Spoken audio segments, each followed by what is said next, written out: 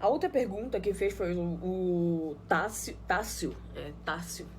Ele diz o seguinte: por que seguimos os outros? Lembro das manifestações em que a maioria nem sabe por que tá ali. Tá, então são duas perguntas um pouco parecidas, mas são distintas. Eu vou explicar o porquê.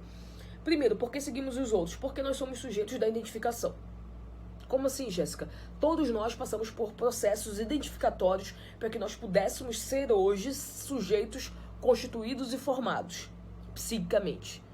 Então não existe um eu isolado.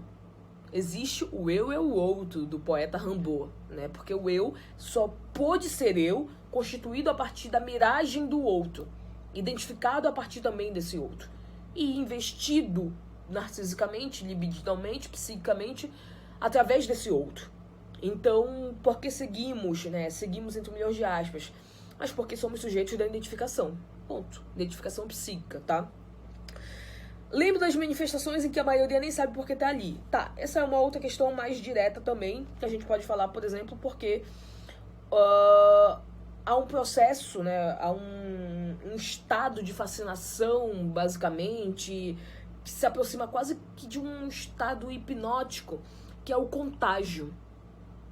Um contágio que ocorre nas massas, né? Então, um dia desse mesmo estava acontecendo algo dentro da faculdade, né, e escutaram barulhos e várias pessoas começaram a correr, e as outras que estavam próximas, que viam que tinham pessoas correndo, corriam também, nem sabiam o que estava acontecendo. Enfim, o que é isso? Há um contágio.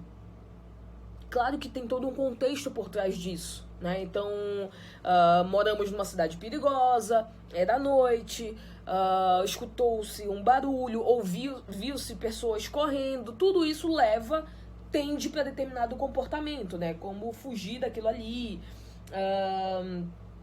achar que tem alguma coisa de errado, algum perigo iminente, etc. E as pessoas vão se contagiando com aquilo ali a ponto de, enfim, simplesmente nem querer saber o que está acontecendo, só seguem a massa ali, né? O grupo ali, etc. Então há esse movimento também, né? Quase que hipnótico, exatamente como eu estou dizendo aqui. O Le Bon mesmo afirmava que esse estado ele afeta o sujeito, né? O Freud basicamente endossa essa afirmação dele, né? Que esse afetamento ocasionado por um estado hipnótico faz com que esses sujeitos simplesmente sigam cegamente, né? Simplesmente nem sabem porque que estão ali, só vão seguindo, né, o fluxo exatamente. Uma outra questão é o desaparecimento moral e a sugestionabilidade. Sugestionabilidade justamente porque questões que, enfim, que estão perpassando ali aquele processo vão ser atravessadas por aqueles que estavam ali sem saber porque estão ali, e eles vão se sugestionando com isso, ponto. E esse desaparecimento moral basicamente é um ponto também fundamental, né, desse entendimento da psicologia das massas, das multidões, sobretudo em Le Bon, que ele vai dizer o seguinte: olha, por que a gente cede para determinados movimentos que nós não cederíamos se tivéssemos sozinho? Por quê? Porque quando você está inserido nessa massa, há um desaparecimento moral. E é exatamente por isso que você funciona dessa maneira. Beleza?